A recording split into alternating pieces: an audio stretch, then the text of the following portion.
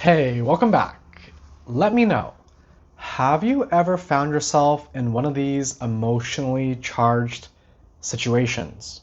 Maybe you're having a normal day and then somebody makes a small comment. Maybe it's one of your parents, a coworker, maybe it's your boss who gives you feedback. Maybe it's your partner who forgot something that you told them to do. And then suddenly you feel a wave of intense emotions wash over you. Your heart races, your thoughts spiral, and you might either snap at them or shut down or just feel very frustrated and even resentful. Or maybe you've experienced this. You know logically that it's healthy to have boundaries, but when it comes down to the moment you need to say no, your body gets filled with guilt and anxiety, and then once again you say yes, and then you feel resentful and exhausted. And if either of these scenarios sound familiar, you're not alone. And contrarily to what you've been told, it's not just that you need to stop being so emotional or you need to just say no and get better at it. There's so much deeper things that's happening. The truth is, when it comes to emotional regulation, that a lot of people have got it wrong. It's not just about suppressing your feelings or always making yourself feel calm. And it's definitely not something that you're just naturally good at or bad at. What nobody really talks about is how emotional regulation, it's a skill, and it's not a skill that you likely learned if, like me, this wasn't something that was modeled to us from our parents. And like me, you were raised by emotionally immature parents, and what makes them immature is that they don't really understand feelings and they really lack the tools and the ability to manage their own feelings, let alone help us regulate and teach us how to regulate our feelings starting at a very young age. So in today's video, I'm going to share with you a little bit deeper about the truth about emotional regulation and 3 simple, powerful techniques that I've been using and I've been teaching my students to regulate their nervous system, to regulate and manage their emotions. So here's the problem, or I like to call it a challenge. So here's the challenge. Here's what's happening, when we become emotionally dysregulated. And here's what you need to know, the pattern that's going on when you're trying to master this new skill. When you grew up in an environment where your emotions were punished, dismissed, invalidated, or overwhelming, maybe you were told to stop crying, stop being so sensitive, or your parents' emotions were so intense, there wasn't really space for you to experience your feelings. You learned to suppress your own feelings, and your nervous system learned a very specific way to deal with these emotional triggers that comes up. You likely developed one of these 3 patterns. Overwhelm pattern, there's the shutdown pattern, and the people-pleasing pattern. When it comes to the overwhelm pattern, that's when emotions kind of flood your system so quickly, it hijacks your system, and then you react, maybe either freezing up or outbursts. The shutdown pattern, when you automatically disconnect from your feelings, numbing yourself to avoid vulnerability. And the third pattern, the people-pleasing pattern, when you prioritize managing other people's feelings at the expense of acknowledging, validating, and even feeling your own feelings. The problem isn't you having feelings, feeling your feelings. Like just getting rid of all your emotions is not the solution. Emotions themselves are actually messengers trying to tell you something important about your needs, your wants, and your boundaries and limits. The real challenge that you face today is that you never learned how to interpret these messages or respond to them in a way that honors yourself and the relationship. right? It's like not realizing you have like a dashboard on your car or even on your phone, and it's telling you like, low battery, overheating, right? Like we don't sometimes see these signals, and we don't understand what these signals are trying to tell us, and we don't act in ways that helps, these signals are trying to help us. And here's what makes it even harder, right? When we're triggered, we're actually experiencing a physiological stress response. You might have heard the fight, flight, freeze, and fawn response. And when these ancient survival systems gets activated, right, we're in survival mode. Our logical brain really takes back seat. And that's why just positive thinking, right, it doesn't help in these moments. So here's the truth when it comes to your emotions and regulating them. It's not about controlling, managing your emotions. It's about developing a new relationship with them, with these messengers, with this body. Because emotional regulation is about these four things: recognizing emotions as very important messengers, creating enough internal safety to receive these messages, responding to our emotions with compassion instead of judgment and criticism, and lastly, knowing how to soothe your nervous system when it's overwhelmed and even before it gets overwhelmed.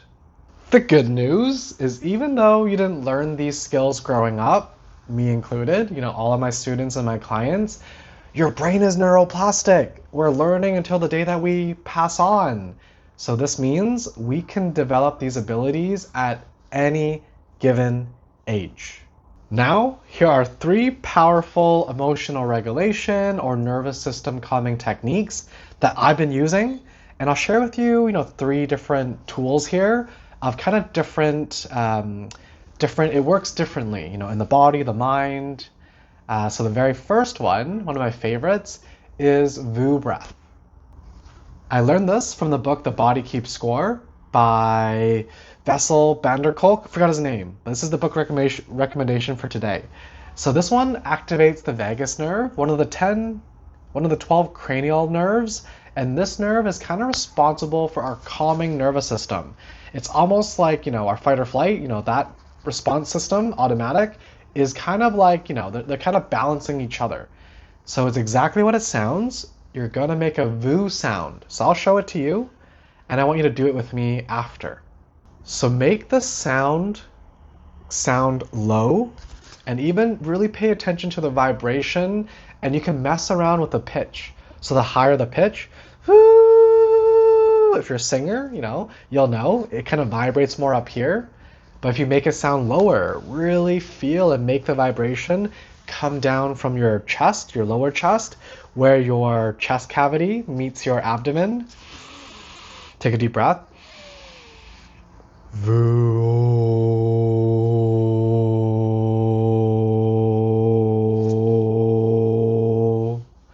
So Voo, you can pause this video, Voo for a few minutes, and don't stop, stop Vooing eventually, but you can Voo at any time, any place, and for as long as you need.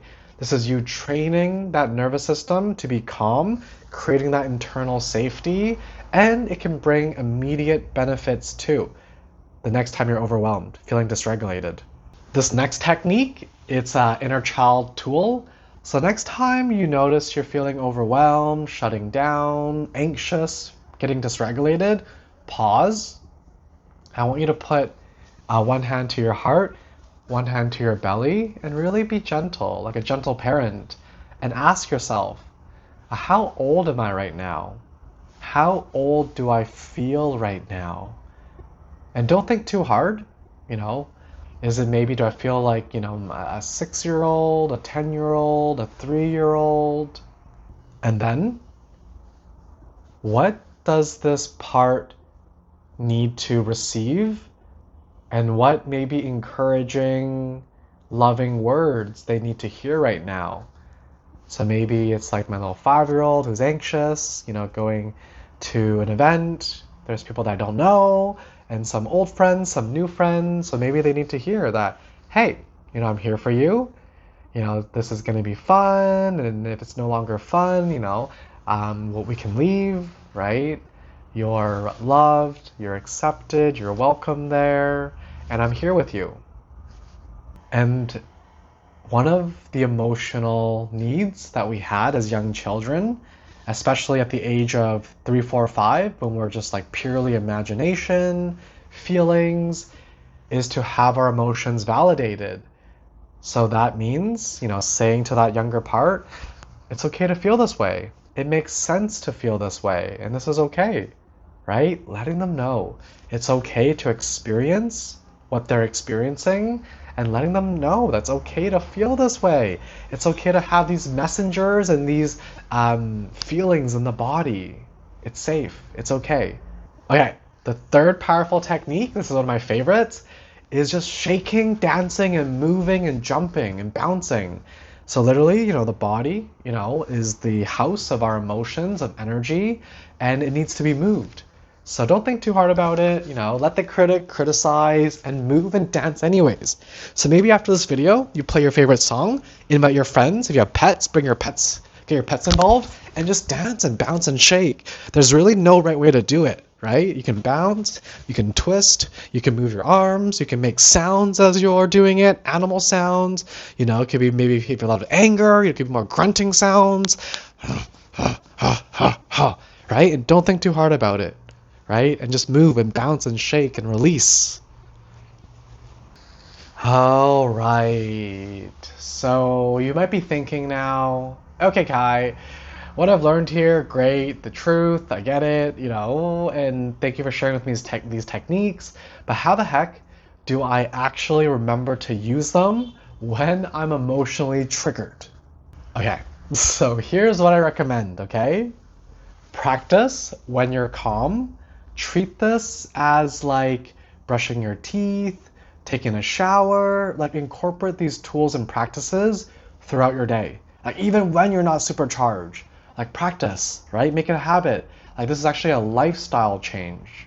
Second recommendation, like create reminders in your environment. It could be a timer, right? If you like work, you can set a little timer that rings every like hour for you to, dance, move, shake, take some, do some Voo breaths. So you could put stickers, sticky notes, right? You can have friends and family that, you do it together. So you can make certain times of the day moments for you to practice. Third recommendation, start with more mild emotions, right? So even if you feel a little bit like maybe charged, you feel a little bit overwhelmed, a little bit avoidant, right? Practice it then. Don't just wait until it's like super overwhelming or super avoidant or super angry and then use these tools. Practice with more manageable emotions. And the fourth and last recommendation today that I think is the most important is please be patient and kind with yourself throughout this process, right? We can be so hard on ourselves. We could be so judgmental and critical. So this is a practice, right? Just try your best and be patient, right? Because these tools, it's not like an instant painkiller that, you pop an extra strength Tylenol and always it just gets rid of all the pain. Sometimes it does have immediate benefits, and sometimes we're doing this as a lifestyle change that takes time and practice and ongoing healing for the wound, right? To be healed. I'm so proud of you for being here. Let me know in the comments, which of these tools that you tried out. And if you have any of your favorite emotional regulation tools, please share it down below as well. Remember, emotional growth and healing isn't linear, and we learn better together. So if you're ever looking for support, you want to join an amazing community with people healing from these wounds, mastering their emotions, and really becoming their most empowered, authentic self, you can find out more down below. And I'll see you in the next video.